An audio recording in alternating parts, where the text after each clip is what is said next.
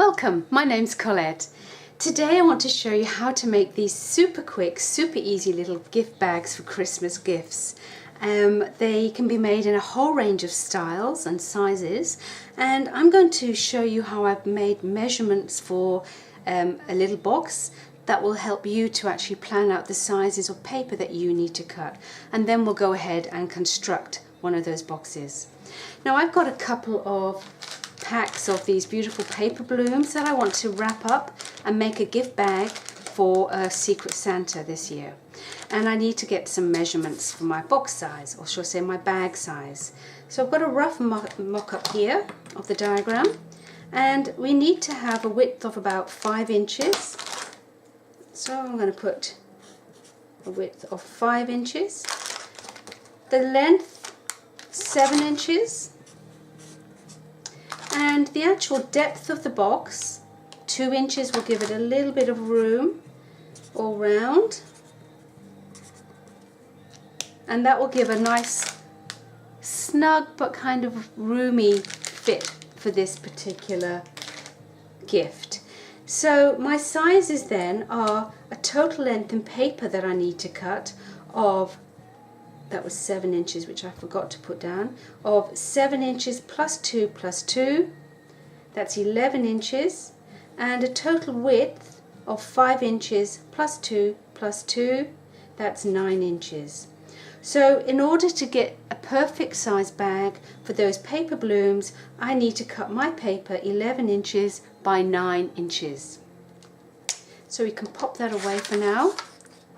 And I've chosen to use the beautiful traditional Yuletide collection from Kaisercraft, and this particular paper is called Festive. I think we can see why it's called Festive. It's pretty gorgeous. And what I have done, if you remember going back to our plan, we allowed a width of 2 inches. So I've gone ahead and scored, make sure you can actually see those score lines, at 2 inches all around on both pieces. You need 2 pieces of paper, 11 inches by 9, both of them scored all the way around at 2 inches.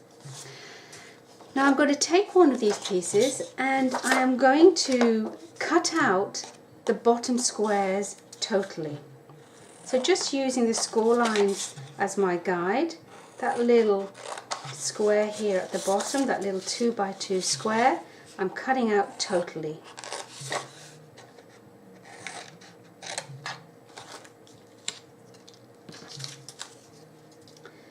And on the other piece of paper, again going towards the bottom, I'm going to just simply cut through to the score line. I'm not going to cut the square out this time, just going across each cut to that score line there.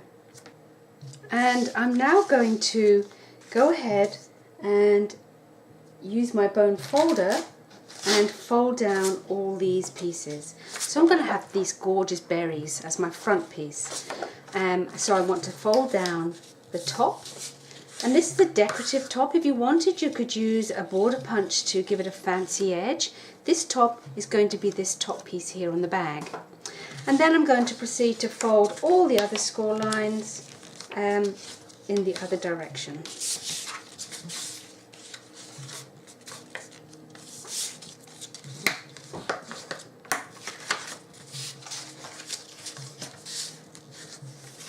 And the same on the other one.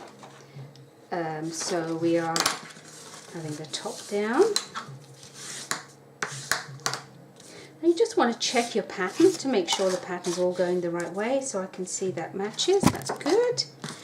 And I'm going to flip that over, and just as before, fold all the others in the other direction.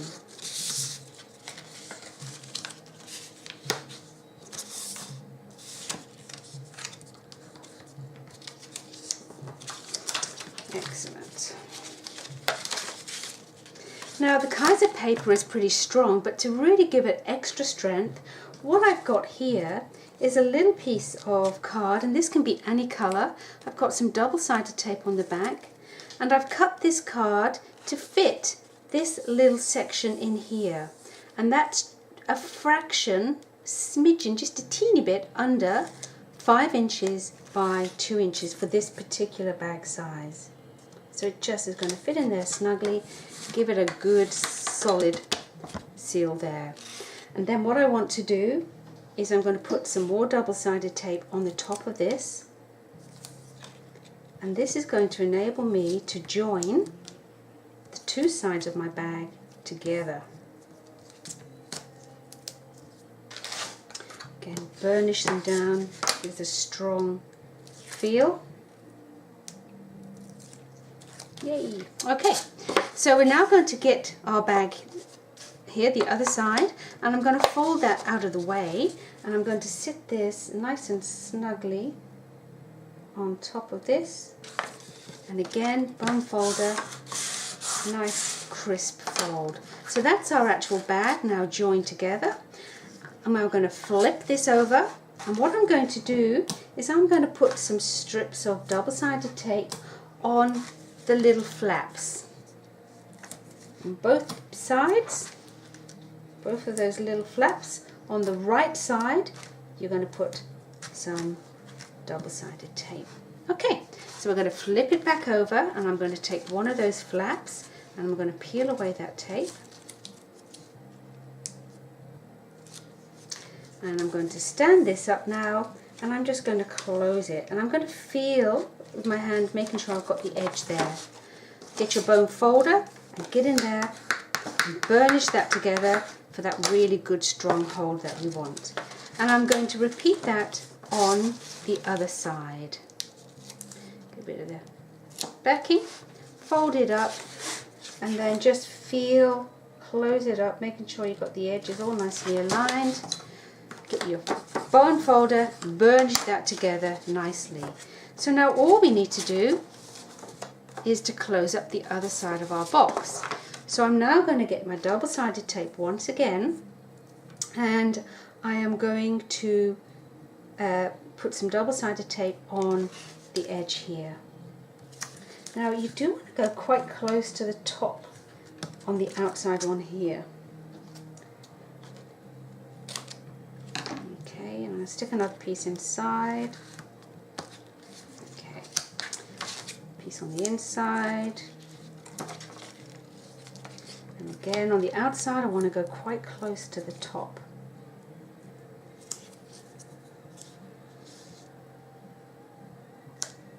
Okay.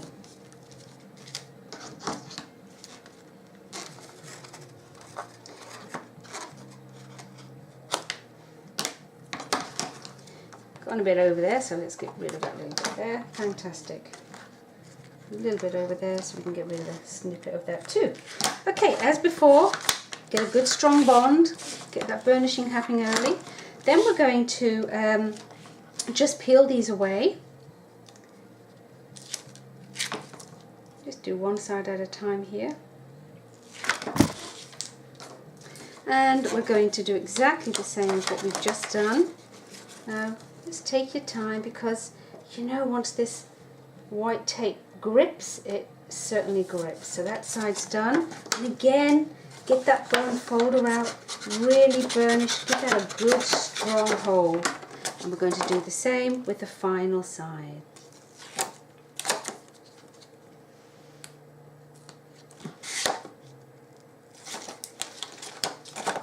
So just take your time, get that folded up. Excellent. And again with the burnishing. And then just to finally finish it off, what we want to do is get a little bit of our double-sided tape and just pop that underneath there. And that will hold that little flat piece down. And the same on the other side.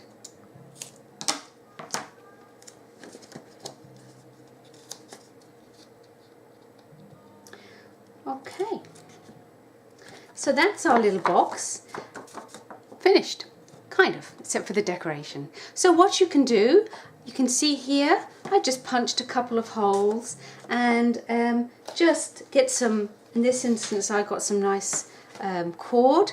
I just tied a knot in the end of that cord and I fed that through the hole and then back through the other hole and then tied another knot there as well. You can actually just see inside there those little little knots there, and that gives it 2 cute handles.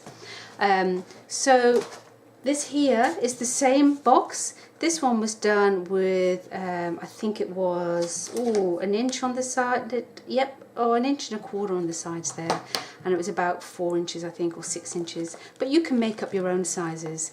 And this one here, instead of putting a little handle, I've actually just tied some of the lovely Kaisercraft twine around here and put another embellishment.